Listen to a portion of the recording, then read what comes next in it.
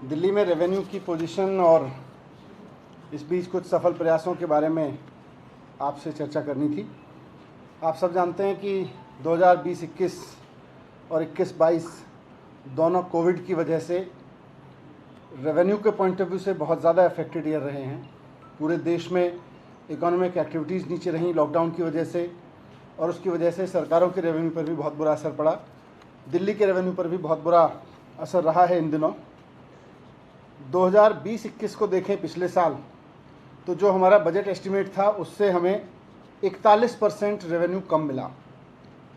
उसका नुकसान ये हुआ कि सैलरीज़ और कोविड रिलेटेड खर्चों को छोड़कर बाकी सारे खर्चे लगभग पूरे साल रुके रहे।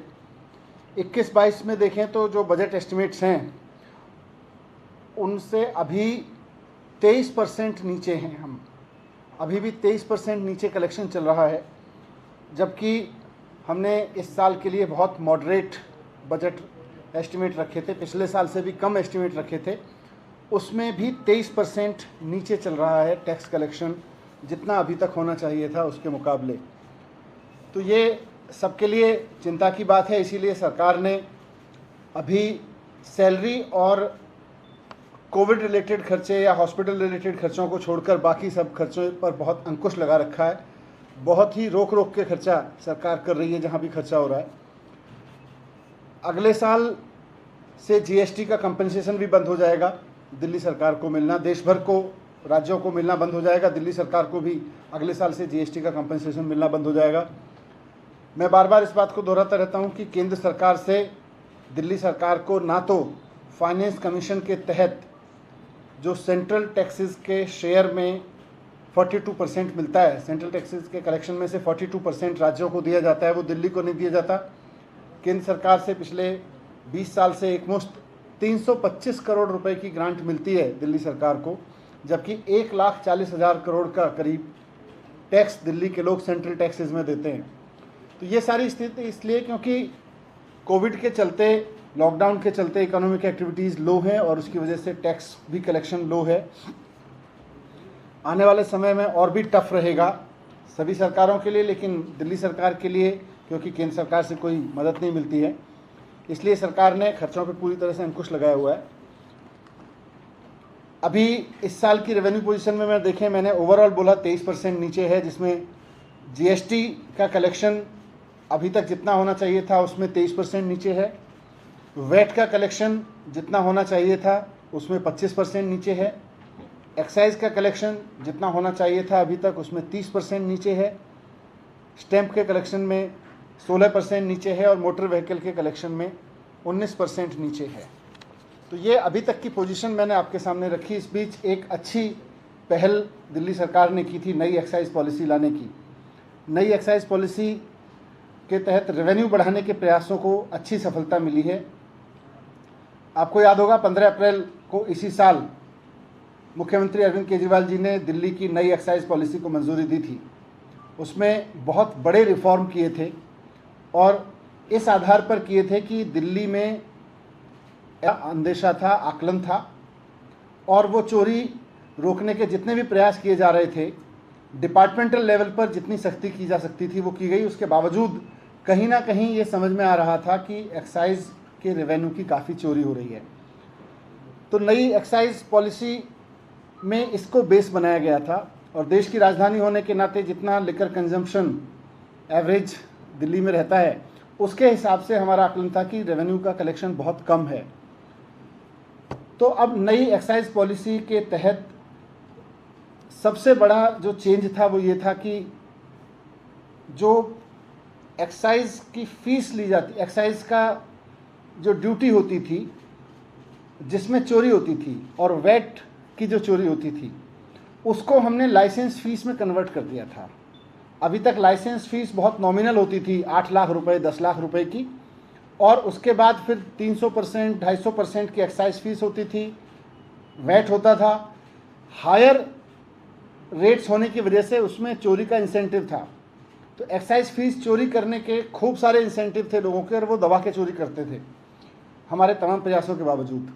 इसको हमने सबको स्टडी किया और हमने पिछले वर्षों में जितना रेवेन्यू सरकार को मिल रहा था उसको लगभग हमने सारा एक्साइज ड्यूटी की जगह हमने उसको लाइसेंस फीस में कन्वर्ट कर दिया। तो लाइसेंस फीस जो पहले 8 लाख रुपए होती थी वो लगभग ऐसे मैं एवरेज कहूँ तो हर एक दुकान की 6.5 करोड़ रुपए 7 करोड़ रुपए के करीब आ गई थी। तो हमने उसमें सब कन्वर्ट कर दिया और उस पर भी 10% एक्स्ट्रा बढ़ाया और उसके बाद हमने उसको बिडिंग की थी। जब मैंने प्रेस कॉन्फ्रेंस की थी नई एक्साइज पॉलिसी की, हमारा आकलन था कि लगभग 2 से 2.5 हज़ार करोड़ रुपए रेवेन्यू उससे ज़्यादा मिलेगा। लेकिन मुझे बताते हुए बहुत खुशी हो रही है कि इस पूरे प्रयास से, नई एक्साइज पॉलिसी के रिवोल्यूशनरी रिफॉर्म से सरकार को अगले साल से, माने अगले 12 महीने में, जो अभी तक बीत गया साल, 12 महीने के लिए पॉलिसी उस तरह के साइकिल में देखेंगे तो एक साल के 12 महीने के पीरियड में लगभग 3.5 हज़ार करोड़ रुपए एक्स्ट्रा रेवेन्यू मिलेगा, जो कि अपने आप में बहुत रिवोल्यूशनरी है। क्योंकि इतना रेवेन्यू अभी तक हम मान सकते हैं कि लिकर सेल तो इतने की थी लेकिन वो चोरी हो रहा था। और वो कैसे चोरी हो रहा था, मैंने उसकी पूरी डिटेल मैंने पिछली बार रखी थी, फिर से थोड़ा सा अंडरलाइन कर देता हूँ कि दिल्ली में 2016 के बाद अरविंद केजरीवाल जी की सरकार की नीति के कारण कोई नई शराब की दुकान नहीं खोली गई। पहले से जो दुकानें चली आ रही थीं उनका पैटर्न ये था कि एक म्युनिसिपल वार्ड में 10-10, 15-15 दुकान भी थीं और बहुत सारे वार्ड्स में बिल्कुल दुकानें नहीं थीं। उनका पैटर्न ये था कि जहाँ भी वो दुकानें थीं, जहाँ भी दुकानें नहीं थीं वहाँ इलीगल दुकानें चल रही थीं। 850 के करीब लीगल दुकानें पूरी दिल्ली में, लेकिन करीब 2000 दुकानें लोग इलीगली अपने घर से, गोडाउन से चोरी छिपे की सख्ती करते हुए बहुत कोशिश की थी। और हमने उसमें जितनी भी कार्रवाई की, लगभग 7 लाख बॉटल शराब तो एक साल में पकड़ी थी। 1864 एफआईआर की थी और 1000 वाहन हमने जब्त किए थे।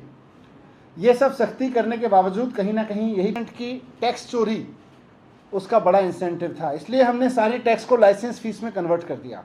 अब सरकार को वो पैसा और उससे बढ़ा हुआ पैसा लाइसेंस फीस में मिलेगा। तो 2021 तो बंद, एक तरह से लॉकडाउन ईयर था।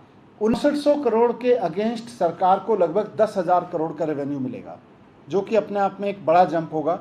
और ये इस बात को साबित करेगा कि सरकार ने जो नई एक्साइज पॉलिसी बनाई वो, और सरकार का जो आकलन था कि बहुत बड़े पैमाने पर लिकर माफिया एक्साइज चोरी कर रहा है, वो इस बात को साबित करता है। क्योंकि आज बहुत फेयर बिडिंग हुई। हमने 32 जोन में बांटा पूरी दिल्ली को और लगभग 250 बिड्स आई और उनमें बहुत ट्रांसपेरेंट तरीके से जो भी हाईएस्ट बिडिंग जिसने जोन की उसको बिडिंग मिली उसकी, और सभी बिड्स मिला के सरकार को जो रेवेन्यू मिलेगा लगभग 10,000 करोड़ का मिलेगा, जो कि एक अच्छी हमारे लिए राहत की खबर है। दूसरा ये कि इसके बाद दिल्ली में लिकर सेलिंग और लिकर कंजम्पशन का एक्सपीरियंस बहुत बदलेगा। अभी तक लिकर सेलिंग का जो एक्सपीरियंस है वो ये है कि लोग शराब की बोतल खरीदने जाते हैं दुकान पे, तो वहाँ एक छोटी सी दुकान किसी दड़बे से में नुमा बनी होती है 150 फीट के अहाते में, और खिड़की की उसकी किसी भी दुकान की खिड़की सड़क की तरफ नहीं खुलेगी। With in the campus of the shop counter लगाना पड़ेगा। किसी भी दुकान का साइज़ मिनिमम 500 फीट होगा और आसपास सीसीटीवी लगा के दुकानदार को ये इंश्योर करना पड़ेगा कि वहाँ ओपन लिकर कंजम्पशन ना हो रहा हो। तो ये सारी सख्तियाँ होके दिल्ली में भी इससे लिकर कंजम्पशन को लेके और लिकर सेल को लेके एक अलग एक्सपीरियंस आएगा। नीट एंड क्लीन बिजनेस बनेगा इसका। और 17 नवंबर से नई दुकानें खुलनी शुरू हो जाएंगी। तो आपके सामने यही रखना था। जीएसटी से संबंधित एक और सवाल है जिसमें ये कहा जा रहा है कि जो अगली बैठक होने वाली है सरकार को, उसमें पेट्रोल डीजल को भी, पेट्रोलियम पदार्थों को भी जीएसटी के अंदर लाने पर विचार किया जा सकता है, ऐसी खबरें आ रही हैं। अभी तो मेरे ख्याल से एजेंडे में नहीं होगा। सर ये 8वीं तक के जो स्कूल अभी तक बंद रखने का फैसला किया आप लोगों ने, थोड़ा इसके बारे में क्यों ये फैसला किया गया? अभी डीडीएमए की बैठक में इस पर चर्चा करेंगे और उसके बाद एक्सपर्ट से बात करेंगे। नहीं, आगे बैठक होगी तो उसमें चर्चा करेंगे, उसमें एक्सपर्ट से भी बात करेंगे। सर एक्साइज पॉलिसी जो है वो अगले महीने से इस साल से शुरू हो जाएगा। अब नवंबर ऑनवर्ड जो आएगा रेवेन्यू इस रेट पे आएगा। ये अगले महीने से रिन्यू नहीं किया प्राइवेट दुकानों को, प्राइवेट शराब की दुकानों को, तो इतने दिनों दुकानें बंद रहेंगी तो उससे जो रेवेन्यू जनरेट होता है उसमें कमी नहीं आएगी? नहीं, लेकिन गवर्नमेंट की दुकानें खुली रहेंगी क्योंकि अब इसको वाइंड अप कर रहे हैं इस पूरे सिस्टम को, इसलिए वो ट्रांजिशन पीरियड है लगभग 1 महीने का, जिसमें ये वाइंड अप हो जाएगा और उसके बाद नया रिजीम लागू हो इसी जाएगा। दौरान नई दुकानें खुलती रहेंगी, आप जो लाइसेंस नई दुकानें 17 नवंबर से चालू होंगी, लेकिन इस बीच गवर्नमेंट की दुकानें खुली रहेंगी। November 17th, how many new shops are coming? जो पहले लाइसेंस दिए गए थे, कुछ लाइसेंस की रीबिडिंग हुई थी। I don't have exact count, but major part is coming on November 17th। नहीं, आप ये कह रहे हैं कि अगले साल से 10,000 करोड़, हाँ जी, अगले साल से इसी नवंबर से वो काउंट होना शुरू हो जाएगा। और किस तरीके से इसको डील मुझे लगता है गवर्नमेंट स्कूल के प्रति लोगों का कॉन्फिडेंस बढ़ा है पिछले वर्षों में। जो गवर्नमेंट स्कूलों के नतीजे आए और जिस तरह से पढ़ाई का स्तर सुधरा है, उससे लोगों का कॉन्फिडेंस बढ़ा है कि लोग अपने बच्चों को प्राइवेट से गवर्नमेंट स्कूल में डाल सकते हैं। पर अभी क्योंकि एडमिशन प्रोसेस चल रही है, तो इसमें जो भी फाइनल आंकड़े होंगे वो एक बार एडमिशन प्रोसेस कुछ कंक्लूजन की तरफ बढ़े तो मैं आपके सामने रखूँगा।